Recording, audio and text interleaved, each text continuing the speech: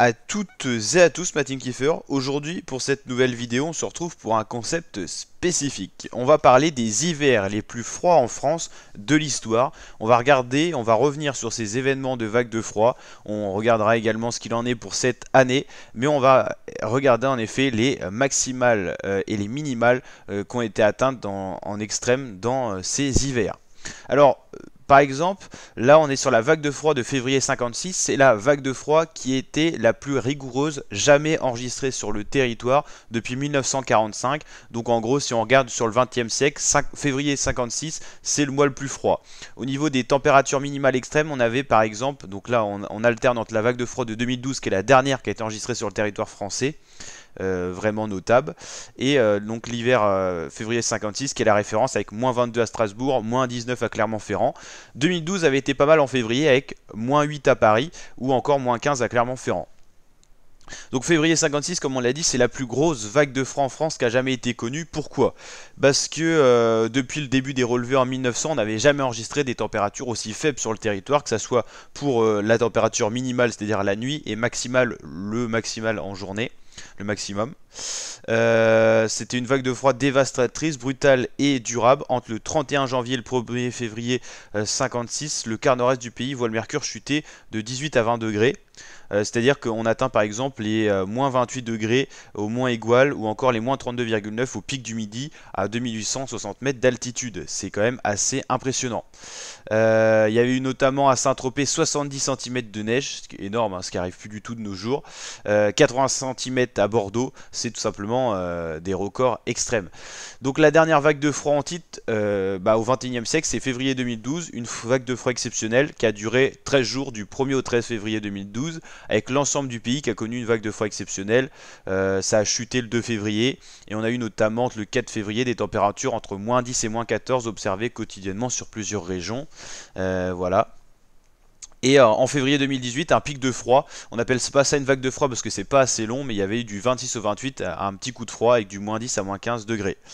Alors les conditions météorologiques propices pour ces vagues de froid, c'est ce qu'on appelle le Moscou-Paris. C'est qu'en fait on a un anticyclone qui va se mettre en place sur la Scandinavie, proche de l'Europe, où ça va faire descendre du pôle, de l'extrême nord, de l'air très froid. On appelle le Moscou-Paris parce que les vents viennent du nord-est et descendent de Moscou à Paris. Dans ce cas-là, c'est en gros du vent continental froid sec. Du coup, on n'est plus du tout sous l'influence des vents de l'océan Atlantique qui radoucissent un petit peu la masse d'air. Donc par exemple, là, on imagine que l'air froid descend ici. Là, on a toujours un vent qui descend par ici. Donc par exemple, on pourrait dire qu'on a un Paris-Madrid aussi, parce que le vent descend également. Donc on n'est plus sous l'influence non plus de la mer Méditerranée, parce que souvent on a une dépression qui se met en place ici, et donc les vents descendent vers l'Afrique. Donc on peut être amené à avoir vraiment du froid aussi en Afrique du Nord dans ces cas-là. Et en fait, c'est un blocage anticyclonique qui peut résister très longtemps, une semaine, 15 jours, un mois, voire 2 mois. Ça arrivait très souvent avant. Alors ce qui est aussi manifeste en ce moment, c'est qu'on a moins de froid sur la planète Terre, et donc si on a un Moscou-Paris qui se met en place, on n'a pas forcément du très froid sur la France, tout simplement parce qu'on a moins de réserves de froid, donc le froid descend moins bas et il descend pas forcément jusqu'en France. C'est pour ça qu'on peut avoir un vent d'est qui est chaud de nos jours avec une masse d'air douce ici, donc dans ce cas là ça peut arriver aussi. Voilà, faut que en fait on ait également une grosse réserve de froid vers Moscou et tout ça. Par exemple, si on avait un Moscou-Paris qui se mettait en place aujourd'hui, on pourrait avoir un petit peu froid, mais ça serait pas notable quoi, en novembre déjà par exemple. Après donc là on a tout simplement les hivers le plus froid avec les quotidiens et tout ça. Donc comme on l'a dit, la dernière vraiment vague de froid c'est février 2012, donc ça va faire 11 ans cette année en 2023. C'est le seul épisode grand froid recensé au 21e siècle. Donc on a vu un petit peu ce qu'il y avait eu comme manifestation. En 96-97, c'était les fêtes de Noël, donc c'était en décembre que ça avait eu lieu. Il avait fait également très froid avec la une ici de l'île de France, c'est la Sibérie, avec les fleuves qui commençaient à geler. En 85, c'était un historique mois de janvier. Là, il y a eu durant 2 semaines des records de froid battus sur toute la France.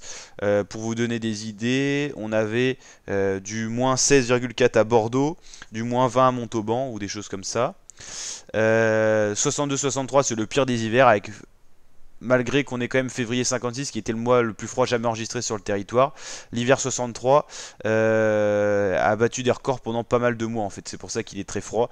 Et février 56 c'est le mois de tous les records parce que c'est le mois le plus froid en France jamais enregistré depuis le début des relevés météorologiques. Donc c'est un peu la référence et c'est le record qui est impossible à battre tout simplement. Pour vous donner un ordre d'idée avec la team cannaise, donc moi je viens de Caen, si on regarde un petit peu les dernières vagues de froid, donc on l'a dit, février 2012 c'est la dernière en titre, c'est la dernière par exemple où on a eu des moins 10 sur le territoire par exemple canet avec au final moins 2 degrés,7 en dessous des normales le matin et moins 2 l'après-midi. Ça n'empêche pas d'avoir par exemple des excès avec un 15 degrés le 29 février. Hein. La vague de froid elle avait concerné du 1er au 13. Donc là on peut même dire qu'à partir du 12 on a certainement eu un vent océanique qui est revenu. Il y a eu de la neige également. Et il y a eu une rechute un peu plus froid, mais vraiment là on peut dire que c'est du 1er au 12 qu'on a eu vraiment du froid. Certainement que les vents ont tourné à ce moment-là. Donc là on avait principalement du vent d'est. Hein. Et on a tourné tout simplement avec un vent de sud à ouest et en fait ça a inversé tout le rapport de force, d'où le redout.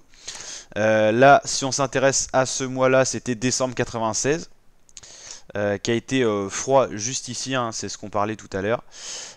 Ensuite, là par exemple, on est sur janvier 85 qui a été particulièrement froid. Hein. Là, on remonte dans le temps, on a tapé un moins 19,3, c'est-à-dire moins 22 degrés à peu près en dessous des normales. Et là, on peut dire que c'est une vraie vague de froid, moins 4 degrés en moyenne en dessous des normales. Et puis, on a vraiment eu des excès impressionnants. Hein. Là, c'est, on va dire que la vague s'est mise en place, la vague de froid le 3 janvier.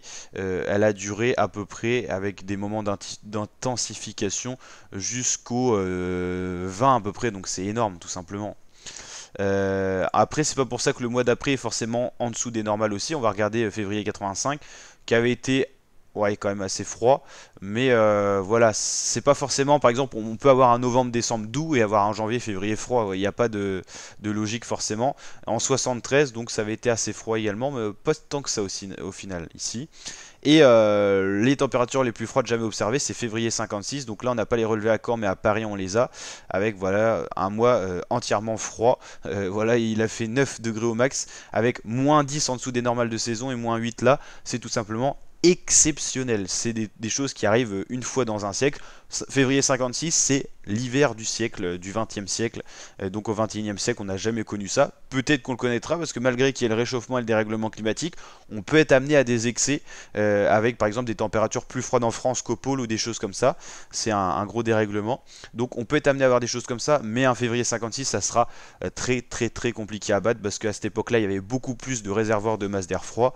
La glace arctique s'étendait beaucoup plus, donc les vagues de froid étaient plus propices à venir parce que le froid, on va dire, descendait plus bas sur la planète, et donc, en tout cas pour l'hémisphère nord, et donc ça permettait d'avoir des vagues de froid plus intenses facilement parce que l'hiver froid, enfin l'air froid était à proximité tout simplement. Donc c'est ça qui joue la différence. Hein.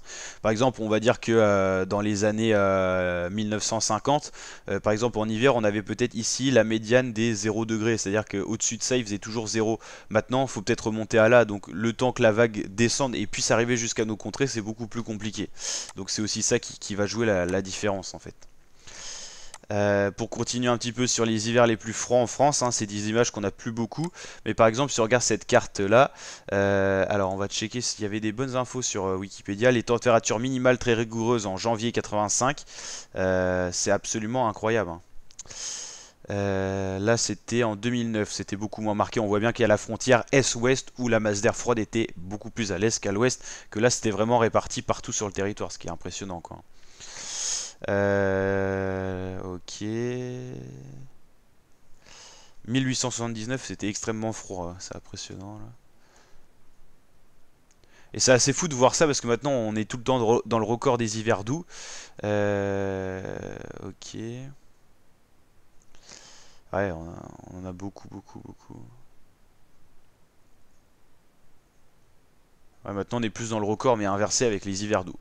Donc voilà pour ce retour sur les hivers les plus froids en France de l'histoire. Maintenant on n'en est pas du tout sur ça, hein. Si on compare les derniers hivers, par exemple le dernier février qu'on a connu c'est le 2021. Si on compare un petit peu, ça reste du plus 1,7, plus 1,3. Et en fait le fait que ça arrive, ça arrivait aussi dans le temps, mais là ça arrive tous les mois, c'est-à-dire que tous les mois on bat des records de chaleur, tous les mois on est au-dessus des normes. Là si on revient sur 2-3 hivers, on est sûr de taper du au-dessus de la norme, tu vois, genre plus 3 degrés. Et puis par exemple si on revient dans le temps, on prend par exemple 2001, je prends au pif, c'était quand même beaucoup moins chaud. On était au-dessus des normes mais beaucoup moins. Et si on tape par exemple le 2002, on va peut-être avoir un hiver dans les normes et tout ça. Pas forcément, hein. Pas forcément. Après, ce qui est bien avec la météo, c'est qu'il faut prendre sur beaucoup de points pour avoir des résultats plus sûrs. Voilà, sur 3, on en a trouvé un de froid quand même. Là, par exemple, on avait fait ces deux-là, on va faire 2019. Si ça charge. En fait, faut pas se capter que sur un mois en météo, faut se capter sur toute l'année, hein. Là voilà, c'est un hiver quand même doux aussi. Donc là on a pris 3 au pif il y a 20 ans plus tôt, on en a eu un de froid. Là on en prend 3 au pif et il y en a un seul qui est à peu près de saison. Enfin on peut pas dire de saison parce qu'il a été juste en termes de température minimale de saison, mais l'après-midi plus 4 degrés c'est énorme. Donc voilà, on voit bien la différence. Et si vraiment on va taper il y a longtemps, par exemple 76 au pif, on doit être sur des hivers qui étaient quasiment froids chaque année. Et là il est de saison, on peut dire, il n'y a pas de grosse anomalie. On va en prendre 3 dans des hivers qui datent beaucoup plus. Donc là, il a été doux quand même, on peut le signaler. Et 78 en février. On prend février parce que c'est un des mois les plus froids de l'année, hein. Voilà, en dessous des normes. Voilà, donc ça joue beaucoup, hein. Si on en a pris 3 dans les dernières années, c'était 3 hivers doux. 3 il y a 20 ans, il y en avait un de froid. Et 3 il y a quasiment 40-50 ans, il y en avait un de saison, un froid et un doux, quoi. Donc on voit bien, rien que sur une échelle de 3, et encore pour être plus logique, il faudrait prendre peut-être 5 hivers, et on verrait bien la différence. Donc voilà ma team, j'espère que cette vidéo vous a plu. Si c'est le cas, n'hésitez pas à lâcher le petit pouce bleu, le petit like des familles qui fait plaisir, à vous abonner à la chaîne pour avoir les prévisions saisonnières qui vont être mises à jour de cet hiver bien sûr, des tendances météo et tout. On sera assez actif sur la chaîne YouTube. On regardera également les webcams des stations de ski pour faire des bilans d'enneigement. Donc n'hésitez pas à nous rejoindre sur la chaîne pour suivre tout ça et je vous dis à très bientôt pour de nouvelles vidéos ma team. Ciao ciao.